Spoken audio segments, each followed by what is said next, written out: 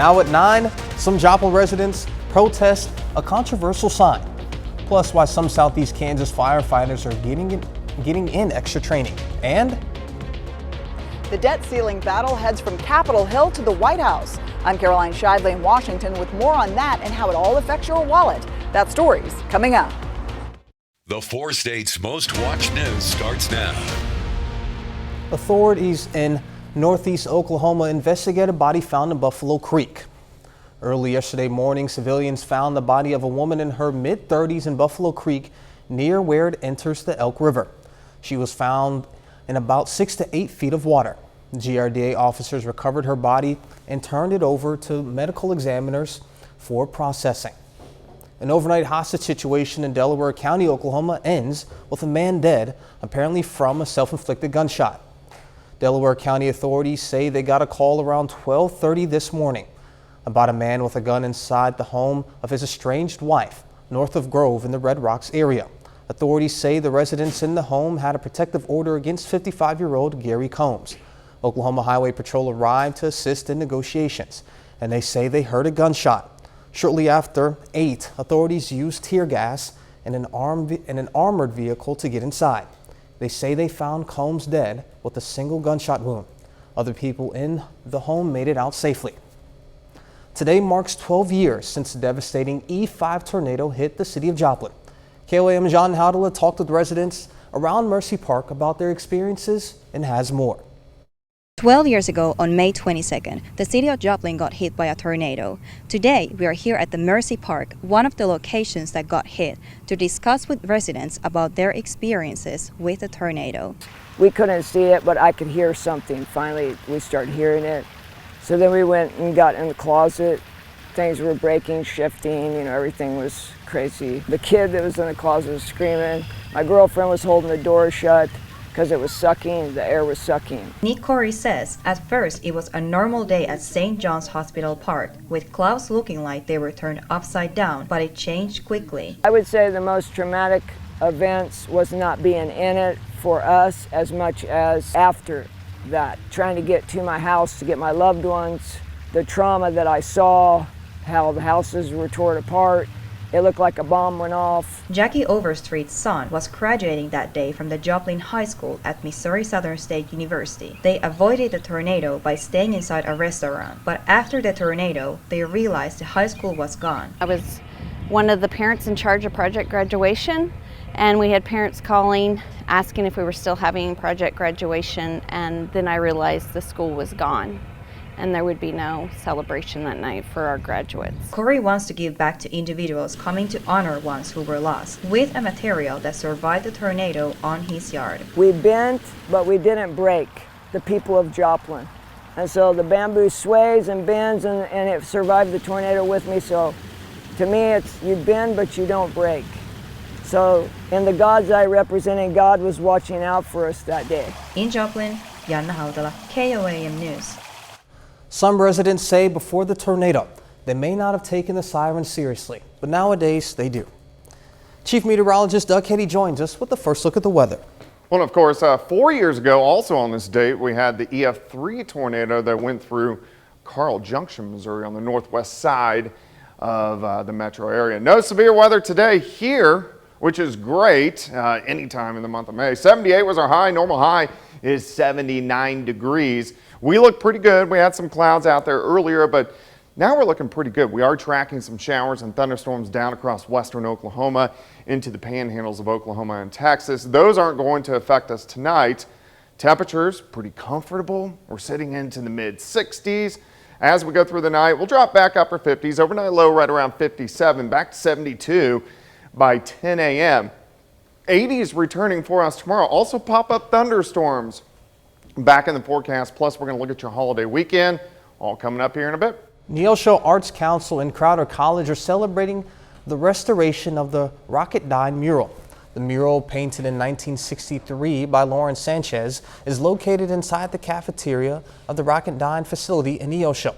Rocketdyne, a manufacturer of rocket engines for NASA, played a crucial role in various space programs, including Mercury and Gemini. The thing that I think is really unique about the mural being here at Crowder College It shows students who come in. This is our science building where it's housed. And so students who are looking at engineering, and we have some who are looking at aeronautical engineering, they can see what they can do from Crowder College. Rocketdyne was responsible for developing the engines used in the Saturn V, which propelled Apollo astronauts to the moon. The mural is painted on panels and measures 6 feet by 33 feet. The Neosho Job Fair held on today attracted a diverse range of employers and job seekers from the local community. Job seekers had the opportunity to engage with employers, submit resumes, and explore potential career opportunities. The job fair provided a platform for networking, showcasing the region's commitment to fostering employment opportunities. We have members that are looking for employers all of the time, and it's just an easy way it's a one-stop shop for all of our members to be able to get into one room, and it's free to the community to come in and meet with employers and see what potential jobs are out there for them. Over 18 companies participated in the event, representing various industries such as healthcare, manufacturing, and technology. Some Southeast Kansas firefighters today got some special training. Regional Rescue Team Task Force 4, which features firefighters from Pittsburgh, Parsons, Chanute, and Iola, trained on working in confined spaces. It's part of a monthly training regimen to get them ready for any situation.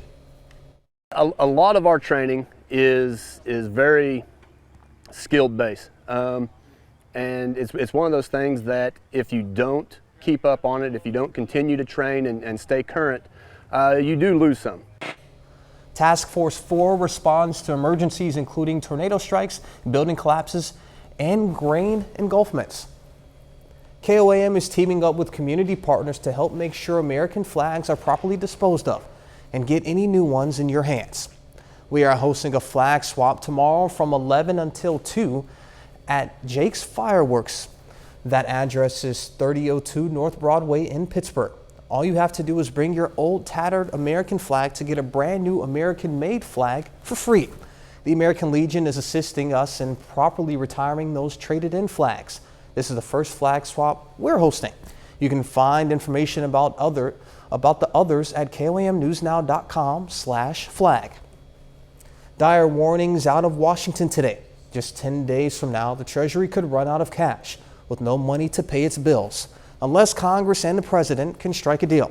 Fox News correspondent Caroline Shively reports from Washington on the debt ceiling negotiations in the Oval Office tonight. We're optimistic we may be able to make some progress. I think at the end of the day we could find common ground. President Biden and House Speaker Kevin McCarthy sounded upbeat ahead of their debt limit negotiations Monday night. After the meeting, McCarthy said they'd made progress, but no deal. The Speaker wants spending cuts, but not in defense. Like any household, like any business, like any state government, when you're this far out of whack, you have to spend less than you spent last year. The White House released a statement moments after McCarthy spoke, saying default is off the table and the only way to move forward is in good faith toward a bipartisan agreement. Treasury Secretary Janet Yellen sent a letter to congressional leaders on Monday, reiterating that the Treasury may not be able to pay its bills by June 1st if the debt ceiling isn't raised or suspended. Democrats point out that could lead to catastrophic economic consequences for businesses and average Americans. The patriotic thing is to pay our debts. We've spent this money. The president should honor that spending. Negotiators from both sides have worked feverishly on Capitol Hill, trying to bridge the gap between the leaders. We need to come to terms quickly, given how long it takes to get anything through the House and through the Senate, especially with the deadline looming. Speaker McCarthy says he and President Biden will speak every day until they reach a deal. In Washington, Caroline Shively, Fox News. Coming up, we'll hear some tips from health experts about how to manage weight as women hit menopause. More than 1 million women go through menopause every year in the U.S., and it comes with a whole host of symptoms. The hormonal changes can lead to some women to put on weight. Mandy Gaither has more on how to fight unwanted weight gain during this time of life. From sleep problems to night sweats and hot flashes, menopause brings a whole host of symptoms. It begins 12 months after a woman's final menstrual cycle, and some women may also notice the number on the scale inching upward. Women gain about 1.5 pounds per year during midlife. Dr. Juliana Kling with Mayo Clinic says research shows weight gain can have more to do with aging than menopause, but says menopausal symptoms don't help. A common complaint is poor sleep, and that can lead to poor lifestyle decisions that can pack on the pounds. When we think about weight gain, it's really looking at the whole picture, making sure that we're addressing those menopause symptoms. Kling says hormone replacement therapy can relieve symptoms for some, but do come with side effects. Moving more can also help. If you're new to exercise, she says to start with 10 minutes of physical activity a day and gradually increase it. Kling says you may also need to consume around 200 fewer calories a day when you reach your 50s and 60s. She says focus on eating foods like fresh veggies, whole grains, nuts, and legumes. Unfortunately, there's not a magic fix, but the thing that we see that's most helpful is calorie restriction. So cutting back. Another symptom of menopause is an increased risk of cardiovascular issues. Now, there's more evidence that people with strong legs are less likely to develop heart failure after a heart attack. Researchers in Japan found participants with the highest quadriceps strength had a 41% lower risk of developing heart failure than those with the lowest strength level. The FDA approves a new drug to help women in menopause dealing with hot flashes. The drug, Veozza, has been approved by federal health officials. It's to help women deal with menopause symptoms such as hot flashes, sweating, and chills. The new drug targets brain connections that help control body temperature. The new drug costs $550 for a 1-month supply before insurance coverage. Doug is next with a complete look at the forecast, and later, the Columbus Titans softball team is preparing for the 3A state tournament. We'll hear from the team in sports.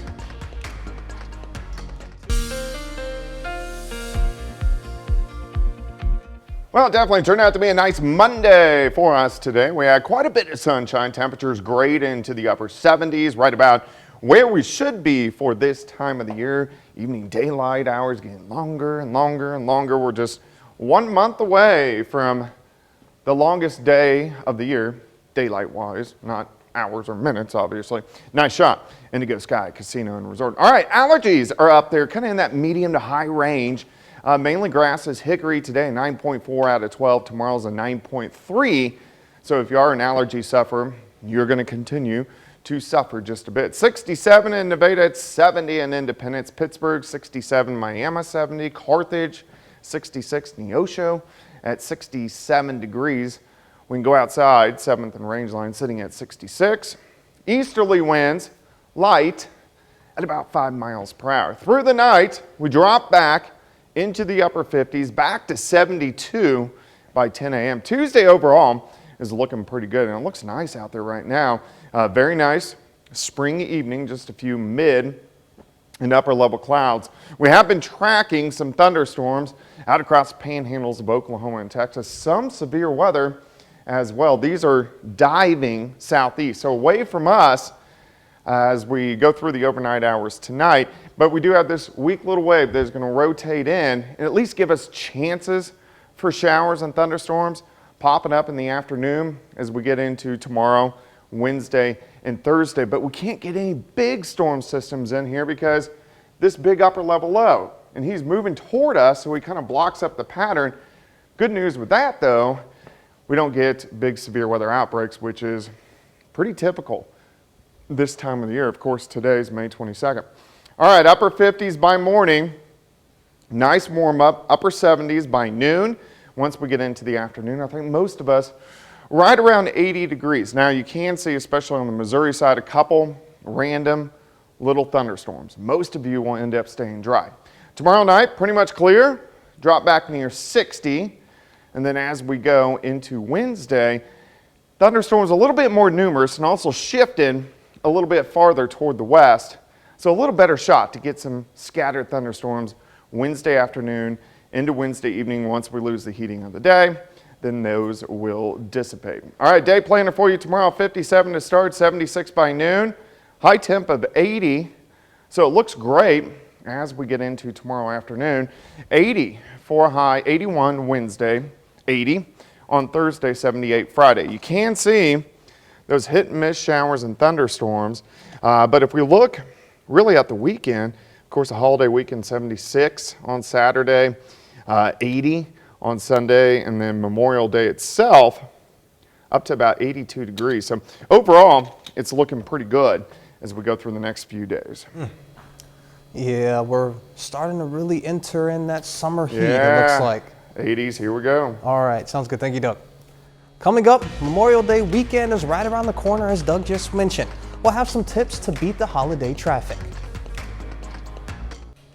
Be aware and prepare with lots of patience. That's what travel service AAA says you need for Memorial Day travel. AAA says this may be the third busiest Memorial Day weekend since 2000. It projects 42.3 million people will travel 50 miles or more from home. AAA is sharing some tips that may help ease travel miseries. If you plan to drive, leave as early in the morning as possible. AAA advises the worst time to be on the road is Friday between 3 and 6 p.m. If you're traveling by air, expect packed airports and have backup plans in place. New cars are back again at auto dealers as stocks of some car brands are actually heavy again.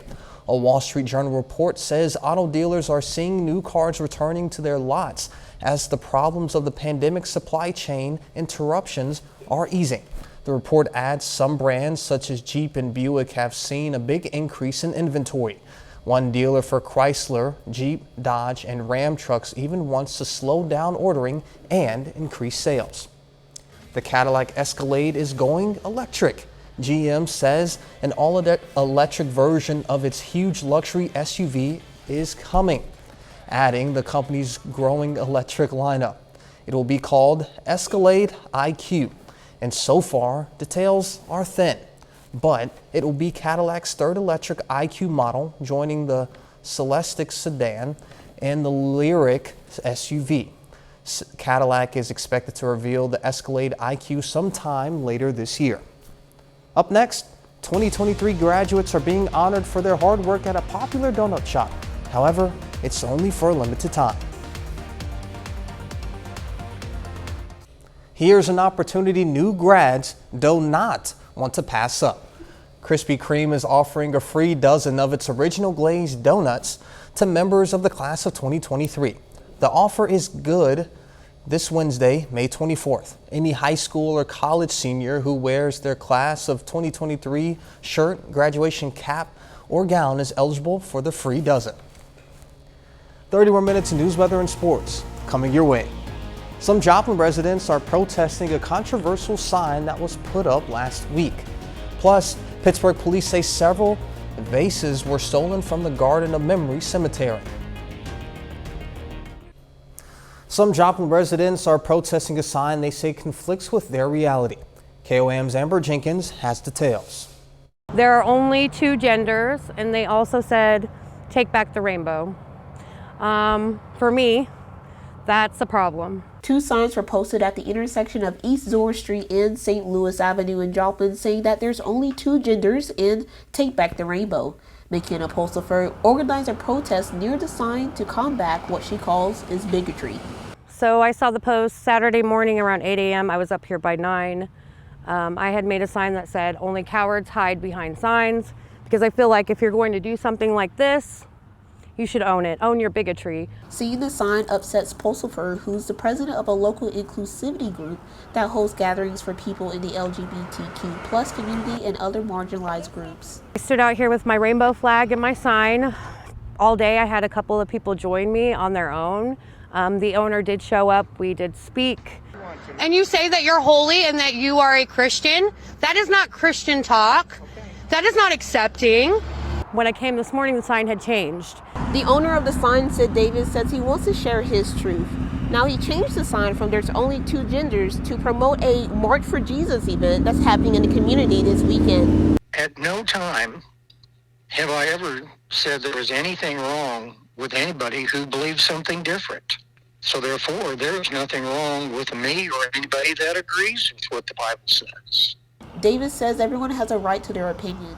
He believes he's not hurting anyone by spreading his truth, and he's not planning to change. Other than they don't feel that I'm nice.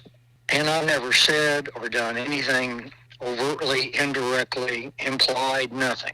This situation is not discouraging to Davis. In fact, he's planning to add a crucifix along with the signs. I've got a deal here. I'm working on a cross, and I'm going to raise up a cross so it can be seen from two directions. Reporting in Joplin, Amber Jenkins, KOAM News. McKenna Pulsifer says she's working on getting her own sign to post saying, "We love you and we accept you for who you are." The Garden of Memories Cemetery in Pittsburgh discovered several bronze vases were stolen from headstones over the weekend. This isn't the first time vases have been stolen. As officials say, vases were stolen last year on 4th of July weekend and in October. Not only does this affect the cemetery, but the cost to replace the vases is also $300, and it's up to the family of the headstone to replace it. Some kids in Miami had the chance to get more in touch with the environment. The local environmental action demanded or led agency today hosted a summer day camp for children and youth grades 1 through 12. It introduces young people to environmental issues through hands-on activities. Activities included some arts and outdoor exploration. But the importance of it, the real importance of it for everyone, because this is our home and we need to take care of it. We need to take better care of it. So that's what we're really encouraging and trying to nurture our young people along the way. The camp continues tomorrow, grades K through 12. It'll continue again from the 24th through the 26th for 6th through 12th graders. Parents and children got together today at the Boys and Girls Club of Ottawa County, Oklahoma, to see what the organization's summer programming has to offer. Throughout the summer, the Boys and Girls Club will host kids on a variety of trips. The summer program also connects local youth with mentors. The summer program serves about 250 kids every summer. We do lots of fun things. We go on field trips, we swim twice a week, and we serve breakfast, lunch, and afternoon snack every day. So just about keeping kids busy, making sure they're having a fun summer and they can make some friendships, do fun things. Previous trips included visits to local zoos, skating rinks, and trampoline parks. Pet parents, this next story is for you. Did you know cats and dogs sometimes need CPR or the Heimlich maneuver just like people do? Stephanie Manish has more information from a Kansas Humane Society class. I stuck my finger in his mouth because he couldn't breathe, and there was a chunk of cat food lodged in his esophagus. And he bit me, and because that was just instinct, and he died. She's talking about her cat named Jax, who she says choked on large pieces of cat food. Joyce Eddington says if she had CPR training, that would have saved him. Registered veterinarian technician Amanda Hackeritz says nowadays more people are wanting pet parent education. Just like little kids, pets can get into all sorts of trouble, which unfortunately can lead to needing CPR. Hackeritz says it's very important pet parents understand different emergencies, especially CPR. Pets, again, just like humans, grow old and have different illnesses that can present with some kind of heart failure or, again, the need for some type of CPR-like intervention.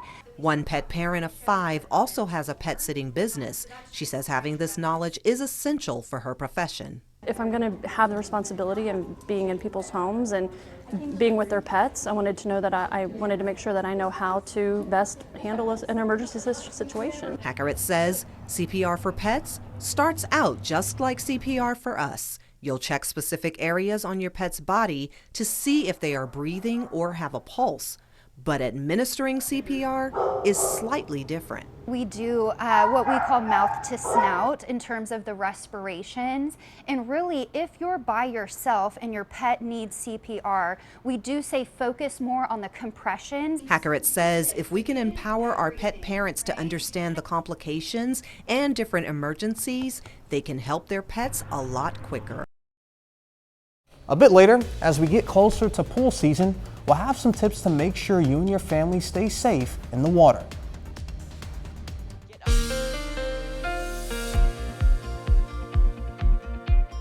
Well, it's definitely turned out to be a nice evening. We had a great Monday for us today. Partly sunny skies, temperatures fantastic as we went into the upper 70s during the afternoon. And we're actually going to warm up a little bit more as we go through the next couple days. Nice shot, Indigo Sky Casino and Resort just to the west of Seneca, Missouri. All right, allergies are up there a little bit. On a scale of 1 to 12, today is a 9.4, tomorrow is a 9.3. The grasses, the hickory, those are the main allergies. Of course, there's plenty of them out there. All right, 66 in Carthage. Let's look at Anderson, 68. Grand Lake checking in at 66, 70 in Chanute. Nevada is sitting at about 65 degrees. We can go outside 7th and Range Line, 66. Light easterly winds. Humidity is fairly low for this time of night at about 63%. All right, by 11, 63, 57. That's going to be our overnight low, which is very comfortable. And then sunshine, we return back to 72 by about 10 o'clock in the morning. All right, you can see a few mid and upper level clouds which are pushing through. Besides that, pretty much clear skies. We have been tracking some thunderstorms out across panhandles of Oklahoma and Texas. There's a weak wave that is pushing through, but look at the movement. Southeast. These are also moving southeast, so they're not heading toward us as this weak little upper level wave pushes through. But as it gets a little bit closer to us, we're going to get some moisture in here as we go through the next couple days, but we can't get any big storm systems in here. Look at the jet stream. It goes way up into Canada. The reason being is this big upper level low that is forming out across the eastern, really, third of the country. So this kind of blocks the pattern up, but it also keeps big severe weather events away from the region, which is also good news. All right, let's go through the next 60 hours for you. We're going to stop by at morning, 7 a.m., sitting into the upper 50s. By noon, a few mid and upper level clouds, but look at our temps. We're into the mid 70s, and I think most of us will top out right around 80 as we get into the afternoon. Now, especially on the Missouri side, you can see a couple little tiny spotty showers. Most of you will end up staying dry. Tomorrow night, clear skies. We're back down near 60. And then as we go into Wednesday afternoon, temperatures right around 80 again, but look at the spotty showers and thunderstorms popping up with the daytime heating. And then once we lose that daytime heating, those will disappear, but at least a little bit more widespread than what we're going to see tomorrow. 57 to start, 76 by noon, high temp, 80 degrees, pretty good Tuesday. Let's go 81 on Wednesday, 80 on Thursday, backing down to 78 on Friday, 76 on Saturday. But look at the holiday weekend. Pretty good, 76 Saturday, 80 on Sunday, Memorial Day itself. High temp right around 82 degrees. Very typical for late May. For sure, and most importantly, the fact that we've got rain chances all of those days is huge for the area. It's spotty, but it's there. All right, sounds good. Thank you, Doug. Coming up in sports, the Columbus softball team prepares for their first state appearance since 1999. Plus, Webb City and McDonald County meet in the Class 5 District 7 Championship. Jacob Leonard has those highlights and more next.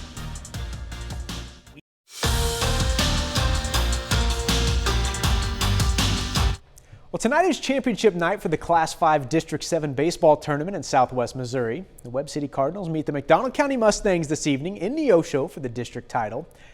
Now, these are the top two seeds in the bracket. The Mustangs are the top seed. The Cardinals are the 2 seed. Now, pitchers both great early. Weston Gordon strikeout in the top of the first for McDonald County. The bottom of the second, Kaylor Darnell on the mound for Webb City ends the inning with a strikeout of his own. Game is scoreless. Still scoreless in the fourth. Mustangs runner on third with just 1 out. Check out William Hayes here. Makes the catch. Fires a laser home to catch the runner. Huge play for Webb City. Keeps it scoreless. A top 6 runners on the corners for Webb. Kaylor Darnell here. Beautiful squeeze bunt. Not even a throw. Drew Vonderhaar scores the first run of the night. That was enough. Walker Sweet finishes it off with a strikeout in the 7th. Webb City beats McDonald County 2-0. The Cards are back-to-back district champions. I remember last year district champ is a lot of fun and something different with something Webb City hasn't done in a while, and having it back-to-back 2 years in a row is just something really great. It feels great to come out on top. I have a great team, bunch of great players to play with, and playing with them just helps. That helps you pitch better, and that's where it's at.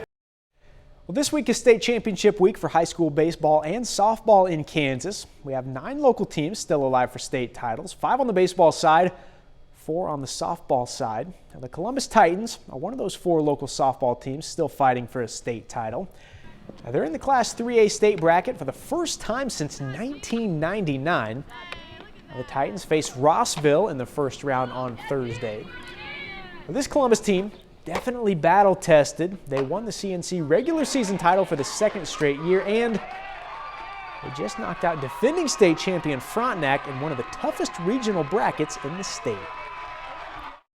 We have the toughest, almost the toughest regional in Kansas for 3A, and I just think that seeing that competition, Girard, Frontenac, like all those teams that are matching up to us, like it prepares us a lot for what we're going to see at state. We've played the hardest teams in the state in our own regional, and so I feel like we're just ready to go out there and we're ready for anything, you know, just whoever you throw at us, we're ready. We always say it, and you know, people around this area always say it, but I truly believe that, you know, we have the best league in the state, and you know, this area is tough with softball, so I think it helps prepare us. We have a pair of local softball teams in Missouri competing in state semifinal games today. In Class 2, Mount Vernon hits the field against Fairgrove, aiming to move on to the state championship game. Mountaineers win this one big, 13-2. They move on to play in the state championship game tomorrow morning at 11. In Class 1, Jasper faces Concordia in the state semifinals. In that one, Jasper falls 10-0. So the Eagles have to turn around and play for 3rd, and that was right after that semifinal game. Jasper faces Ellington for 3rd place in the Class 1 bracket. Eagles fall on that one 13-4. So Jasper finishes 4th in the Class 1 state tournament. Finally, a little boxing here. Webb City's Theron Crouch, still undefeated to begin his professional boxing career. Crouch picked up a first-round knockout over LaMichael Williams Saturday night in Neosho. I'm not going to say easy work because last time someone said that didn't work out, and I'm wearing makeup, but it was quick work. 1 minute, 11 seconds. That's how long it took on Saturday.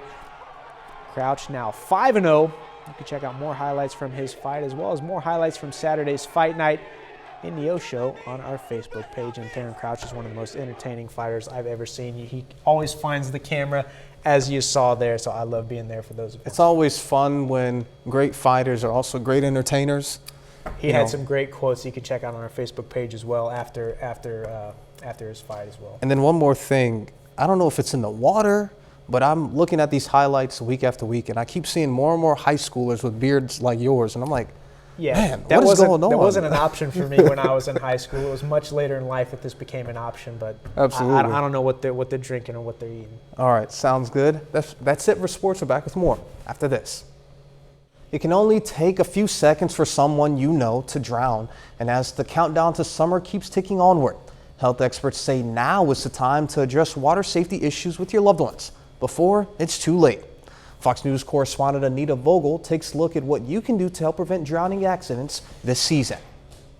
Memorial Day marks the unofficial start of summer, which means it's almost time to break out the grills and soak up the sun. But with temperatures starting to rise and more people planning trips to pools, lakes, and oceans, it's also the perfect time to talk about water safety, especially with young children. Every day in the United States, 11 people drown. And within that group, ages 1 to 4, it's actually the leading cause of death for children. And while not all drowning accidents result in death, survivors can be left with severe brain and nerve damage, which can result in permanent disabilities. William Ramos of Indiana University recommends parents enroll their kids in swim lessons as a good first line of defense. Look for one that tries to get your child or attempts to get the child to a level that we call water competency.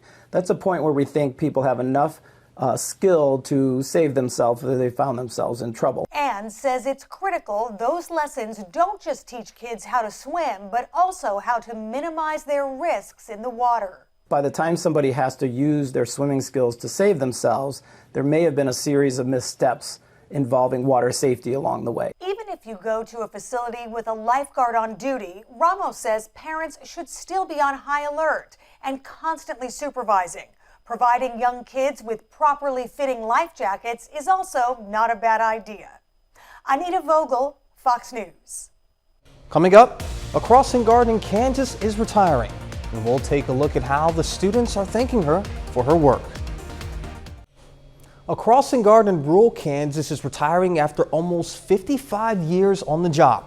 The 87-year-old's last day is Friday. Jackson Croots has this look at how the children of Independence School District are saying goodbye. She's been a friendly face kids see every day after school. Waving at the people as they go by. With a smile, making sure they're safe from the cars whizzing by.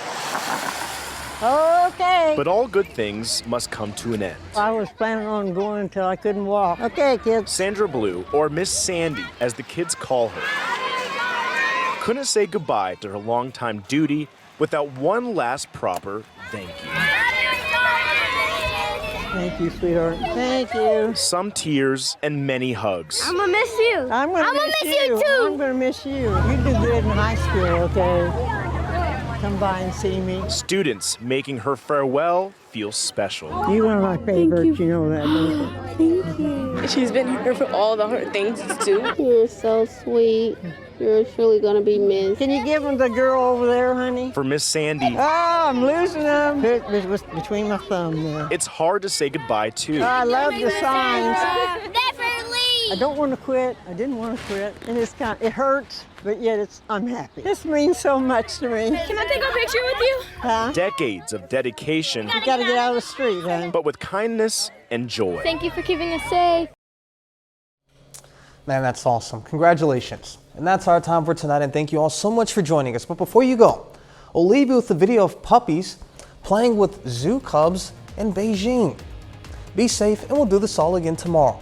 See you then.